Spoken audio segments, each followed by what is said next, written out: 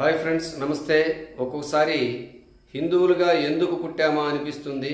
హిందువులుగా పుడితే ఇన్ని ట్యాక్సులు కట్టాలా అనిపిస్తుంది.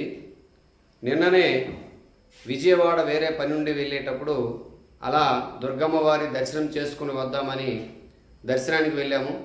దర్శనానికి వెళ్ళాక తలనీలాలు అర్పిద్దామని చెప్పేసి వెళ్ళేటప్పుడు టికెట్ 40 రూపాయలు తీసాము. మరి అక్కడ కూడా మనం టికెట్ ద్వారా మనం ట్యాక్స్ కట్టినట్టే. పోనీ తరువాత వెళ్ళి తలనీలాలు అర్పిస్తున్నప్పుడు అక్కడ ఉన్నటువంటి ఆ తలనీలాలని తీస్తున్నటువంటి వ్యక్తులు మనం ఇచ్చినటువంటి టికెట్ తీసుకొని మళ్ళీ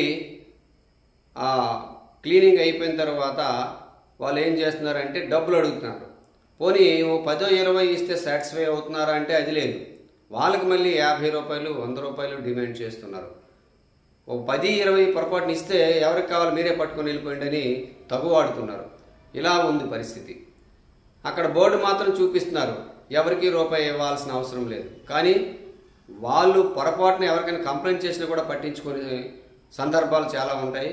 అంటే ఒక 4 సంవత్సరాల క్రితము కానీ కరెక్ట్గా గుర్తులేదు కానీ ఒక 7 సంవత్సరాల క్రితం కానీ నేను అరసవల్లి వెళ్ళి అక్కడ అలాగే తలనీలాలు అర్పిస్తున్నప్పుడు డబ్బులు అడిగారు. డబ్బులు అడిగేటప్పుడు ఒక 20 రూపాయలు ఇచ్చాను. ఇస్తే 20 రూపాయలు సరిపోవు, ఎక్కువ మంది తగువాడితే అలాగైతే నేను ఈవో కంప్లైంట్ చేస్తానంటే సగంలో ఉన్నటువంటి గుండుని వెళ్ళి ఎవడు కంప్లైంట్ చేస్తావో చేసుకో అని అన్నాడు తప్ప తీయడానికి ఇష్టపడలేదు.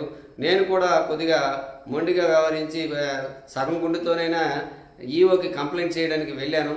వెళ్తే ఎవరైతే నువ్వు ఎవరు నచ్చితే కంప్లైంట్ చేసుకో అన్నటువంటి వ్యక్తి మాత్రం నన్ను ఆపడానికి రాలేదు. వేరే వ్యక్తి వచ్చి ఆపడానికి ప్రయత్నం చేసి ఎందుకులేండి తీసుకోండి అని అన్నాడు.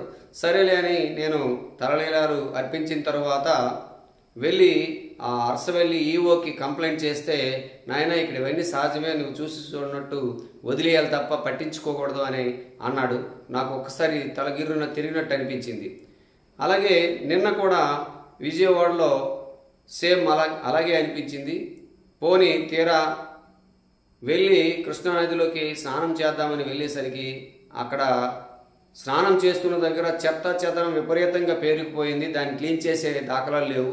స్నానం చేయడానికి కూడా మనకు అదులా అనిపిస్తుంది. కృష్ణానదిలో చేస్తే పుణ్యం వస్తుంది కదని మనం స్నానానికి ప్రయత్నం చేస్తాము. కానీ అక్కడ నీటిలో ఏవి పడితే అవే గొడ్లు ఉన్నాయి కింద, వాటి మీద అడుగు వేస్తుంటే మనకు అదోలా ఉంటుంది. అక్కడేవో పువ్వులు షాంపూలు అవి ఇవి చెదరం అంతా ఉంటుంది. దాన్ని క్లీన్ చేసినటువంటి పరిస్థితులు లేవు. మరి ఎండోమెంట్ వాళ్ళకి వచ్చిన ఆదాయాన్ని అంతా ఏం చేస్తున్నారో అర్థం అవ్వట్లేదు. పోనీ అక్కడి నుంచి ఏదో బాధపడి ఎలాగో స్నానం చేసి వెళ్ళామనేటప్పటికి చెప్పులు పెట్టడానికి జతకి 5 రూపాయలు అడిగారు. చెప్పులు పెట్టుకోవడానికి కూడా మన మీద హిందువుల మీద ట్యాక్సులు వేస్తారా?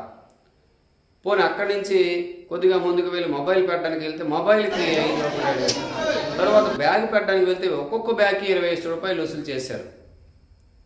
అంటే ఇంత మొత్తంలో మనం ఒక దేవుడి దర్శనానికి వెళ్ళడానికి ఇంత మొత్తంలో మన దగ్గర డబ్బులు వసూలు చేస్తారా? అసలు ప్రశాంతంగా వెళ్ళి దేవుడిని దండం పెట్టుకొని రాగలుగుతున్నామా? చర్చికి వెళ్ళే వాళ్ళకి కానీ లేదా మసీదుకి వెళ్ళే వాళ్ళకి కానీ 1 రూపాయి అయినా వసూలు చేస్తున్నారా? కొన్ని తీరా వాళ్ళ పుణ్యక్షేత్రాలు ఏవో హజ్ యాత్ర అని, లేకపోతే ఇజ్రాయిల్ వీళ్ళు క్రిస్టియన్స్ ఏదో యాత్రకు వెళ్తే వాళ్ళకని లక్షలు ఏదో 2 లక్షలు ఇలా అమౌంట్ తిరిగి ఇస్తున్నారు. వాళ్ళ దగ్గర 1 రూపాయి కూడా వసూలు చేయరు. కానీ అది అలా ఎందుకు చేస్తున్నారని మనం ప్రశ్నించడం కాదు. కానీ మన దేవుణ్ణి మనం మొక్కుకోవడానికి వెళ్తున్నప్పుడు మన మీద టికెట్స్ అని, కటింగ్కి అదే తలనీలాలు అర్పిస్తే దానికి డబ్బులని, చెప్పులు పెడితే దీనికి డబ్బులని 100 రకాలుగా మనల్ని పిప్పి చేసేస్తున్నారు. మరి దీన్ని అడిగే నాదుడు ఎవరూ లేరు. ఇలాంటివి ప్రశ్నించే వ్యక్తులు ఎవరూ లేరు. కానీ ఇక్కడ చిలుకూరి బాలాజీ అర్చకులను కొట్టడానికి మాత్రము పెద్ద నామాలు పెట్టుకొని ఆయన మీదకి దాడి చేయడానికి వెళ్తున్నారు. అంటే ఇలాంటి వాళ్ళ మీద దాడి చేయమని నా ఉద్దేశం కాదు. కనీసం ప్రశ్నించే తత్వం కూడా లేదు.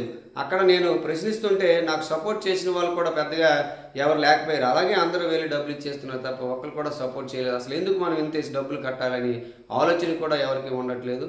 మరి ఈ ఎండోమెంట్ వ్యవస్థ అనేది పోయి దేవాలయాలు ఫ్రీ అయ్యి అయోధ్యలో ఎలాగైతే ట్రస్ట్ ద్వారా అక్కడ అయోధ్య రామ మందిరం అనేది నడుస్తుందో అలాగే ఈ దేవాలయాలు కూడా ఒక ట్రస్ట్ ద్వారా నడిచి ఆ ట్రస్ట్ కూడా రాజకీయ ప్రమేయం లేకుండా ఉండే విధంగా చూడాలని కోరుకున్నాం ఫ్రెండ్స్. Thank you. నమస్తే.